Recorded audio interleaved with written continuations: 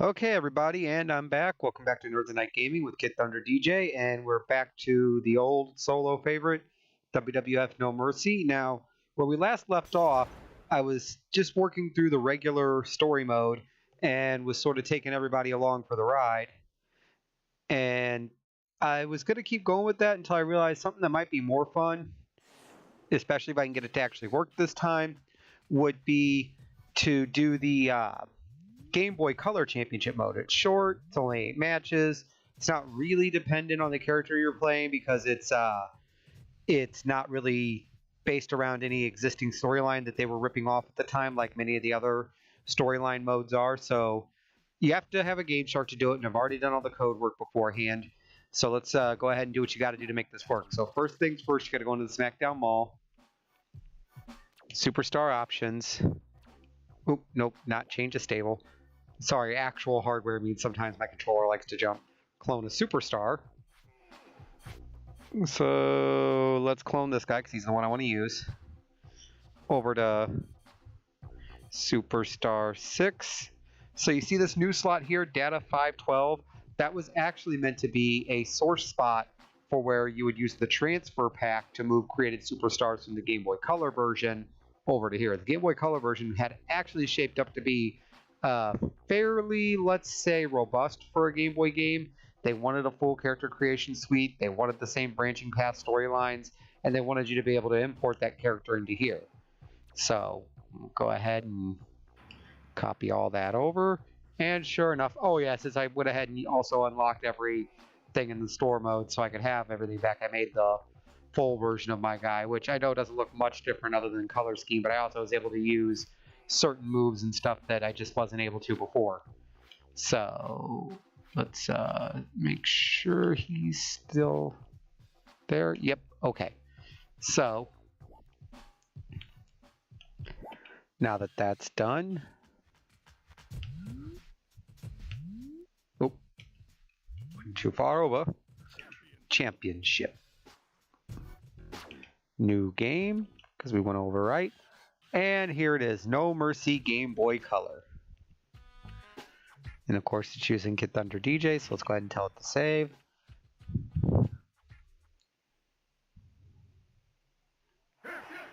Chapter 1, first match.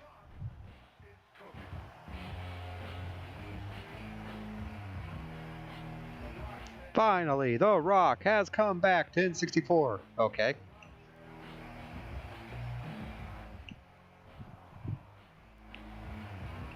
So yeah, that was interesting. If you saw there, if I didn't scroll too fast, apparently to be eligible to play in here, you had to complete a training mode in Game Boy Color.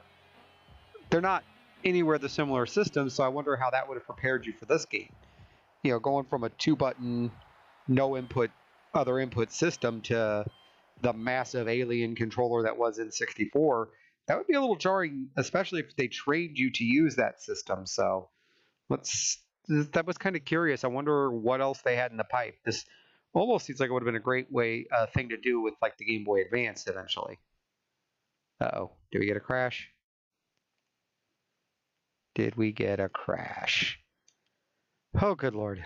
Okay. Well, let's see if we can't resolve this. Stand by. This is gonna look funny. Now, this is also a good lesson into why you should be careful when you mess around with Game Sharks. But I saved it, so let's see if I don't even need the Game Shark anymore.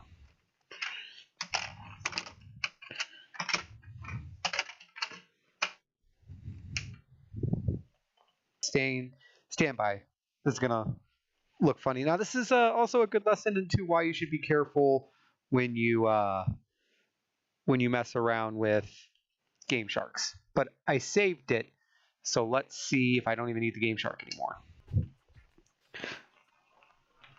Sorry for the extraneous noise getting in and out of my chair. We saw this. His name is, it doesn't matter what his name is.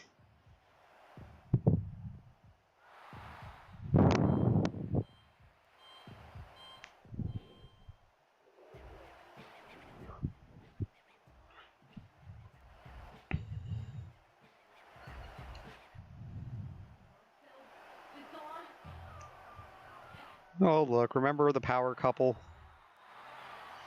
The original two-man power trip? I mean, Rock, you got some nerve coming to my rig and doing what you want to.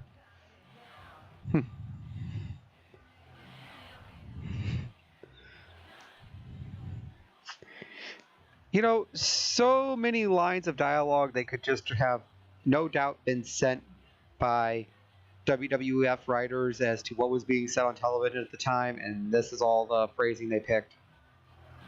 Boy, you can definitely tell they were trying to, even though this was a rated teen game and definitely marketed to teens, they wanted some saving graces for the little kids who picked this game up.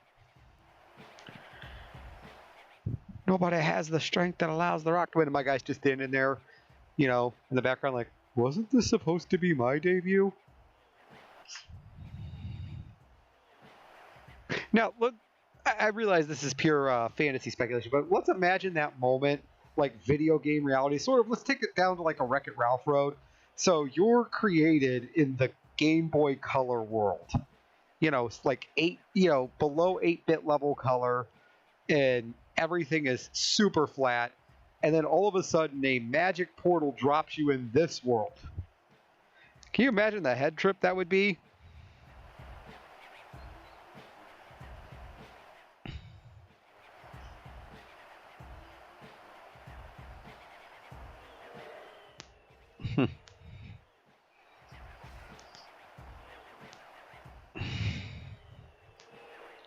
Ooh. If he can defeat all 7 opponents. I'm pretty sure if you won this mode, your character ended up champion and would just get copied over to an empty slot. If that's the case, then I'll overwrite the other one, because you can't really delete characters off this game. It was weird. Or just have it overwrite my existing if it'll let me. So we'll see.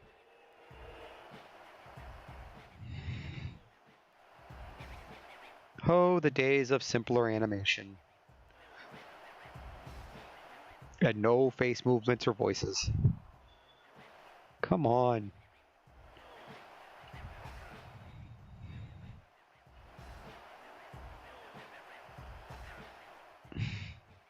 Yes, I know that we abandoned the first like 8 episodes worth of stuff we've recorded to do this, but I don't care. To me, this just seemed more interesting. I was, practicing on a harder difficulty, just trying to get my skills back up to not lose all the way. Wow. So this is how you're going to get over. You're going to impersonate The Rock. Because those have always worked. That's just a really creepy pose and really shows how not like Triple H that guy's face looks.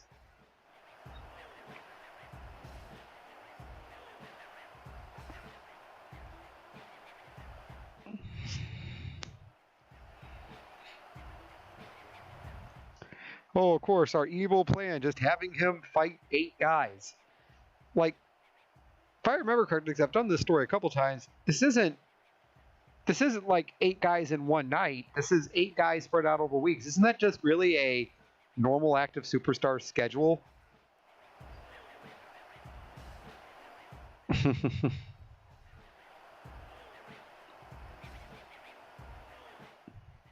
Boy, you can... Nothing like a wrestling video game to show you the logical fallacies in wrestling booking, because if their goal was to just sort of run me out of the business, just put me in a gauntlet against everyone. Or... who knows? All right, enough critiquing. So first match, pretty straightforward. Just a, one shot against Dean Malenko.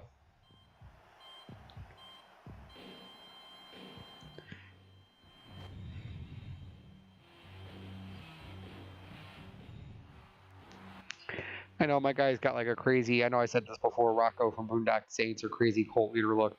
I really just wanted to encapsulate what they were trying to do for a lot of the late 90s, early 2000s superstars.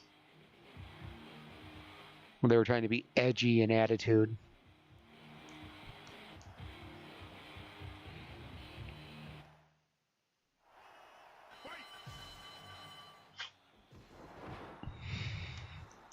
All right, I know we just got to this match, and I really don't want to, have a double-length episode, but I also really don't want to have to stop right away, so I'm going to give myself a 2-minute time limit. If I can't beat this thing in 2 minutes, then we'll carry it over to the next episode. Oof.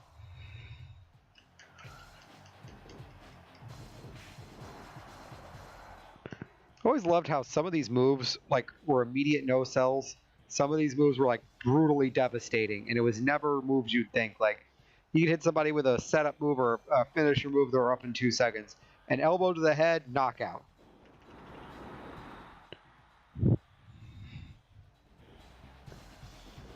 The back body drop in this game, and I'm not the only one who's commented on this, was way overpowered for how much damage that move would actually do in real wrestling.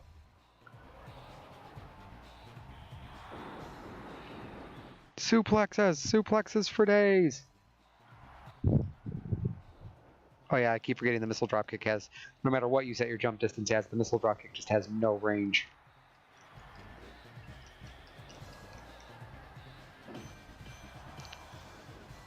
And much like Cena and Hulk Hogan, I'm a babyface, but I'm going to use heel moves.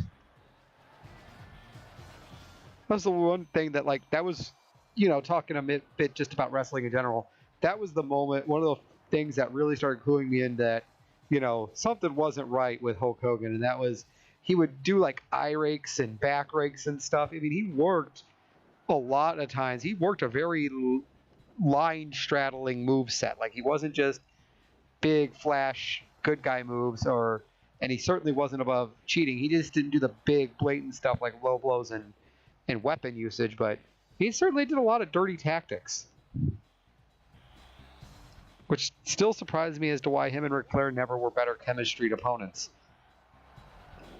Because I know people don't believe it, but if you watch some of Hogan's Japan work, he could work a more wrestling-based style. Not a great one. He wasn't by any means the Ric Flair level worker, but you do that with both of them trying to sort of out-dirty tactic each other. Should have been way better matches than they were. Ego, brother. Doesn't work for me.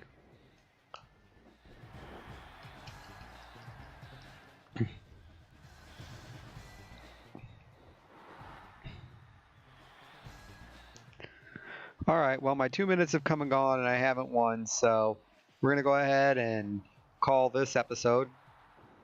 Oh, wait. Let me see if I can get him here. Nope. All right. So for Nerds of Night Gaming, Kid Thunder DJ, we'll be back with the next episode in a moment.